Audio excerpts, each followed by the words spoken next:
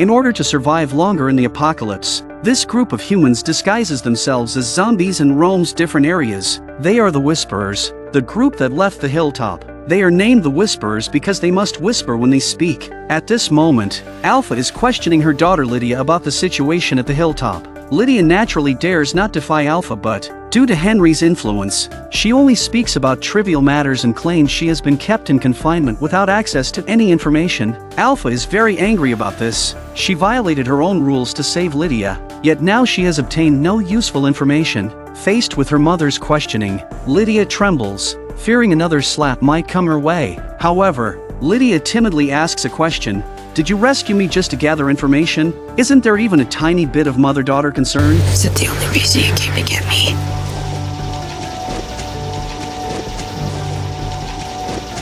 To get information? What a stupid question.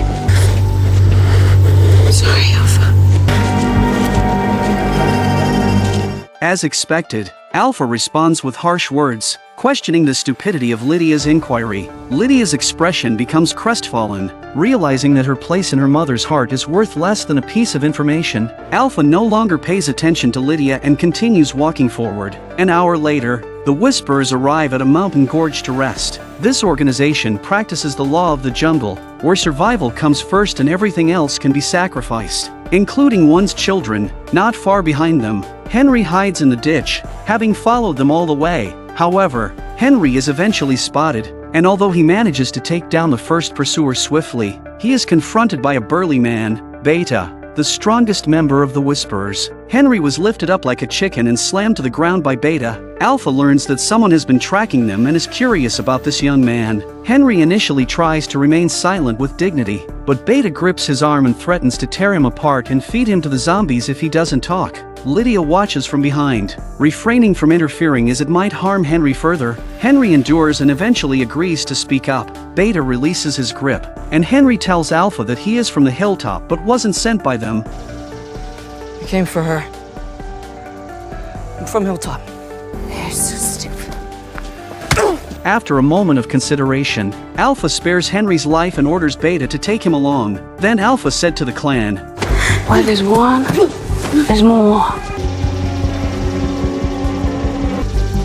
Eyes open. The Whisperers continued their journey, heading back to their nearby makeshift camp. On the way, the Alpha asks his daughter why she didn't tell her about Henry, the kid who risked his life to get to you. Lydia feigned composure and replied, I acted helpless, and this guy was foolish enough to believe it. He seems even dumber than I thought. Alpha, without suspicion, retorted with a mocking tone, Don't underestimate your charm. You're not just a master of deception. He was probably drawn in by your beauty. Alpha added, and Lydia didn't dare to argue, just quietly listening. After another half hour, they finally arrived at the camp. Henry was surprised by what he saw. The Whisperers were so numerous. There must be at least hundreds of them. After a while, Henry was tied to a tree. Henry was very curious to see Beta cutting the skin from the zombie's head. It gave him goosebumps. Approaching Henry, Alpha whispered, Civilization is dead. In this world, only the strong survive. The weak don't deserve to live. We must follow the laws of this new world. As Alpha spoke,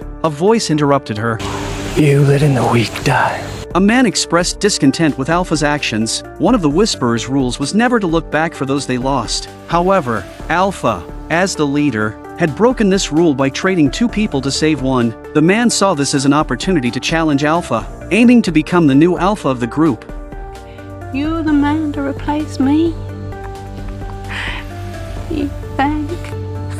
To become the new Alpha, you have the right.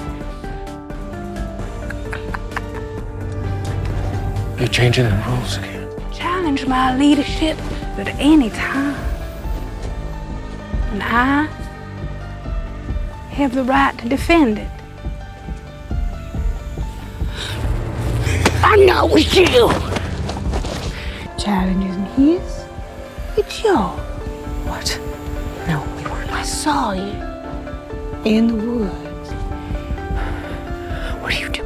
Plotting with your boyfriend. Oh, yes, you would.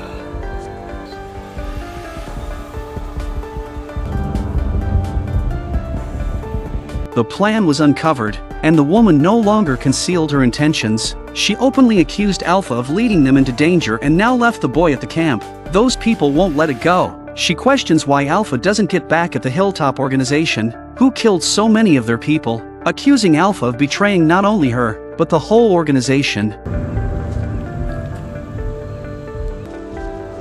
If I failed you, they all follow me by choice. Because I make them strong. Because I keep them alive.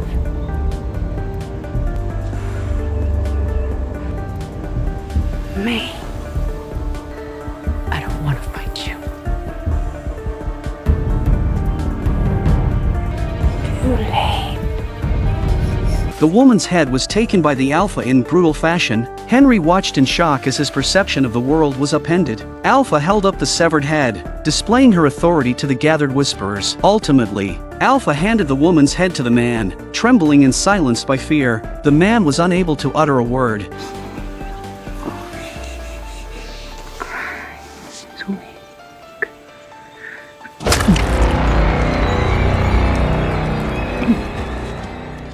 Soon, both bodies were packaged and dragged away, taken to the plains above for feeding the zombies, the most suitable disposal method. This scene was also witnessed by Daryl and Connie, who had been tracking them. They realized the Whisperers team was likely nearby. Henry was still dozing off at night. Suddenly, Beta roughly cut the ropes binding him and dragged him away. They reached an open area, where Alpha tossed a knife to the ground, commanding her daughter to pick it up. Lydia's mind raced with ominous thoughts, but she dared not defy her mother, reluctantly bending down to retrieve the knife.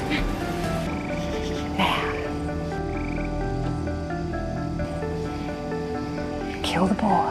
Alpha had noticed a change in Lydia since she returned during the day, sensing that she had forgotten the Whisperer's code of conduct. That's why Alpha left Henry behind, so that Lydia could rediscover what she was like in the beginning. Henry's face displayed a mixture of fear and helplessness, while Lydia was torn, tears welling up in her eyes. Please. Don't be weak. Like your father. You know what happened to him. Yeah, I know what happened to him, Mother. Kill him. Or he'll kill you both. You decide.